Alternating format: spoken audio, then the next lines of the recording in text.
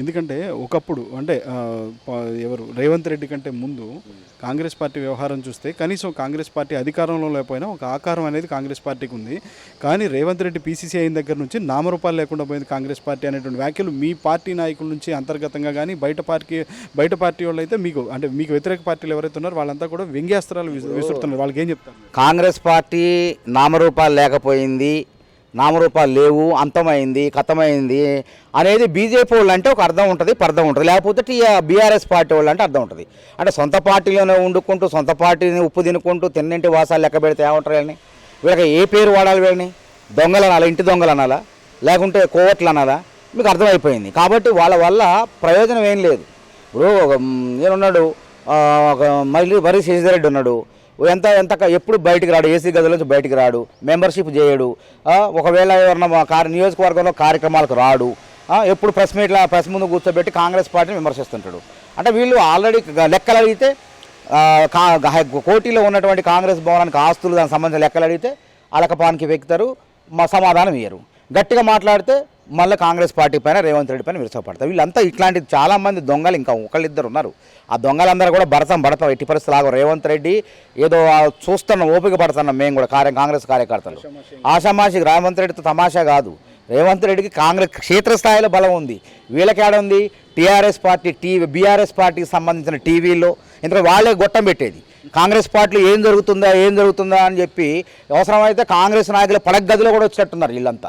ఇది కేసీఆర్కి సంబంధించినటువంటి టీవీలు, అదేవిధంగా బీజేపీకి సంబంధించిన టీవీలు, వీళ్ళంతా కాంగ్రెస్ పార్టీలు నాయకులు సంసారాల్లో కూడా వచ్చి దూరి చూపించే అవకాశం కనిపిస్తుంది. కాబట్టి ప్రతి పార్టీలో ఉంటాయి చిన్న చిన్న అంశాలన్నీ కూడా బీజేపీలో లేవా? టీఆర్ఎస్ పార్టీలు ఎంతమంది ఎట్లా కొట్టుకుంటున్నారు? ఖమ్మం జిల్లాలో శ్రీనివాసరెడ్డిది ఒక వర్గం, పువ్వాడ అజయ్ది ఒక వర్గం, నామనాగేశ్వరది ఒక వర్గం, తుమ్మల నాగేశ్వరరావుది ఇంకొక వర్గం, సండ్ర వెంకటవీరయ్యది ఇంకొక వర్గం. అదేవిధంగా వరంగల్లో కడియం శ్రీహరి అలక రాజయ్య, గన్పూర్ ఎమ్మెల్యే రాజయ్యది ఇంకొక వర్గం, ఈయనది ఒక వర్గం, ఎర్రబెల్లి దయాకర్ రావుది ఇంకొక వర్గం. ఇట్లా ఈ ప్రతి జిల్లాలో ఉన్న మహేందర్ రెడ్డి తాండూరు, మహేందర్ రెడ్డి, పైలట్ రోహిత్ రెడ్డి కొట్లాట, సవితాయేందర్ రెడ్డి పెత్తనం, ఈ వాళ్ళ దగ్గర ఆ టీవీలో అవి చూపారు. కాంగ్రెస్లో ఏదైనా కావాలని వాళ్ళ టీవీలకు ఇవన్నీ.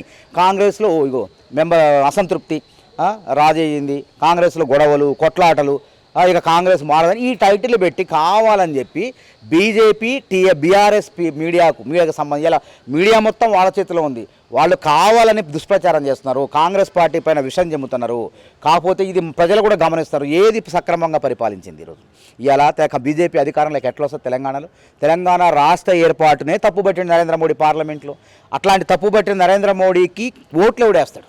అదేవిధంగా కేసీఆర్ వైఫల్యాలు రాష్ట్రంలో చేత కాదు కానీ కూట్లో రాయి తీయలేదు కానీ ఏట్లో రాయి తీస్తారట. ఇక్కడ రుణమాఫీ ₹1,00,000 కూడా మాఫీ చేయలేదు, ధరణి పోర్టల్ సమస్యను పరిష్కరించలేదు, పొడు భూముల హక్కుల పత్రాల విషయంలో ఆ సమస్యను పరిష్కరించలేదు, ఇంకా చాలా విశ్వవిద్యాలయాలు స్థాపించలేదు. తెలంగాణ పథకాలు ఏవైతే ఉన్నాయో వాటన్నిటిని దేశవ్యాప్తంగా కూడా అమలు చేస్తాము అని చెప్పి బీఆర్ఎస్ పార్టీ అధినేత చెప్తున్నారు. ఫస్ట్ ఇక్కడ రుణమాఫీ చేయమను, అక్కడ రైతులకు డబ్బులు ఇచ్చిండగా అవన్నీ చెక్కులు కూడా బౌన్స్ అయినాయట. ఇవన్నీ చూస్తే ఇప్పుడు బీఆర్ఎస్ పార్టీ అని పెట్టిండు, ఎవడు కూడా నేరుగా జాతీయ పార్టీ పెట్టడం ఉంది, నమోదు చేసుకోవడం ఉంటుంది. అయితే ఇప్పుడున్నటువంటి తెలుగుదేశం పార్టీ ఉదాహరణ చెప్తున్నా, జాతీయ అధ్యక్షుడు చంద్రబాబు నాయుడు గారు ఉన్నాడు. అదేవిధంగా ఆయన ఏమైనా జాతీయ పార్టీ నమోదు చేసుకున్నాడా? ఉన్న పార్టీనే 2-3 రాష్ట్రాల్లో గెలిచి వచ్చిన ఓట్ల శాతాన్ని బట్టి అది జాతీయ పార్టీనా కాదా అని ఎన్నికల సంఘం గుర్తిస్తుంది. ఇలా ఎచ్చులకు పోయి నేనేదో ఇరగబెడుతున్నా, నేనే జాతీయ పార్టీ పెడతానా, నేనే పెడతా, అసలు ఫస్ట్ నీ ముడ్డి గడుక్కోరా నాయన, నువ్వు నీ ముడ్డిలోనే మొత్తం ఉన్నది. అసలు నీ దగ్గర నీది గడుక్కోలేక నువ్వు ఇంకా దేశాన్ని పోయి ఉద్ధరిస్తానంటాను. నీ దగ్గర ఎన్ని సమస్యలు ఉన్నాయి? ఈరోజు ఇలా అసిస్టెంట్ ప్రొఫెసర్ పోస్టులు తెలంగాణ వచ్చిన తర్వాత ఎంత దౌర్భాగ్యం అంటే, అసలు విశ్వవిద్యాలయాల చైతన్యంతోనే తెలంగాణ ఉద్యమం నిర్మించబడింది, తెలంగాణ రాష్ట్రం వచ్చింది. విశ్వవిద్యాలయాల ఆచార్యుల మార్గదర్శనంలో professor Jayashankar, Keshavarao Jadhav, BR Janardhan Rao, Kakatiya university, ఈ విధంగా తర్వాత కోదండరామ్ సార్ లాంటి వాళ్ళంతా మార్గదర్శనంలో తెలంగాణ రాష్ట్రం వస్తే, అంటే వాళ్ళ అట్లాంటి చైతన్యవంతమైన ఆచార్యులు, అధ్యాపకులు, ఆ అసిస్టెంట్ ప్రొఫెసర్లు యూనివర్సిటీలో ఉంటే మళ్ళీ నా కుర్చీకి ప్రమాదం, ముఖ్యమంత్రి కుర్చీకి ప్రమాదం, అసిస్టెంట్ ప్రొఫెసర్ ఉద్యోగాలు నింపలేదా? ఇలా దానికి పరీక్ష పెడతారంటున్నావు. అవసరం ఏముంది? తెలంగాణ వచ్చిన తర్వాత తెలంగాణ బిడ్డలకు పాత విధానాన్ని కొనసాగిస్తూ ఎందుకు ఉద్యోగాలు నింపకూడదు? నువ్వు అది చేత కాదు, అది ఫస్ట్ దాన్ని చేయి. నువ్వు అది చేయి. ఇవన్నీ చేయకుండా యూనివర్సిటీలు ఏమైనా కట్టినావు? కొత్త యూనివర్సిటీలు 10 విశ్వవిద్యాలయాలు కాంగ్రెస్ పార్టీ హయాంలోనే, ప్రభుత్వాల హయాంలో నిర్మించబడ్డాయి, స్థాపించబడ్డాయి, ఎందరికో ఉద్యోగ ఉపాధి అవకాశాలు కల్పించినాయి. నువ్వేం చేసినావు? నువ్వు ప్రైవేట్ యూనివర్సిటీలు తెచ్చినావు. దాని దేశం మొత్తం ప్రైవేట్ యూనివర్సిటీలు తెస్తావా, అంటే సెంట్రల్ యూనివర్సిటీని కూడా చంపేస్తావా? అంటే ఇక్కడ నాశనం చేసింది కాకుండా ఇక్కడ ప్రభుత్వ భూముల్ని ధారాదత్తం చేసిన కొద్ది మంది చేతిలో పెట్టు, నీ అనుయాలకు పెట్టు. ఇలా గుట్టలు, చెట్లు, పుట్టలు, ఇసుక అన్నీ కూడా మాయం చేస్తాను నువ్వు. అంటే దేశం మొత్తం సంపదను కూడా దోచుకుందామని. అంటే బంగారు తెలంగాణ పేరు చెప్పేసి నీ కుటుంబం మొత్తం బంగారమయంగా మారింది.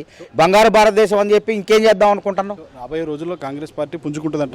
పుంజుకున్నది ఆల్రెడీ పుంజుకుంది కాబట్టే తట్టుకోలేకనే ఈరోజు Sunil Kanugolu Congress party social media war రూమ్ని సీజ్ చేయడం జరిగింది. Thank you.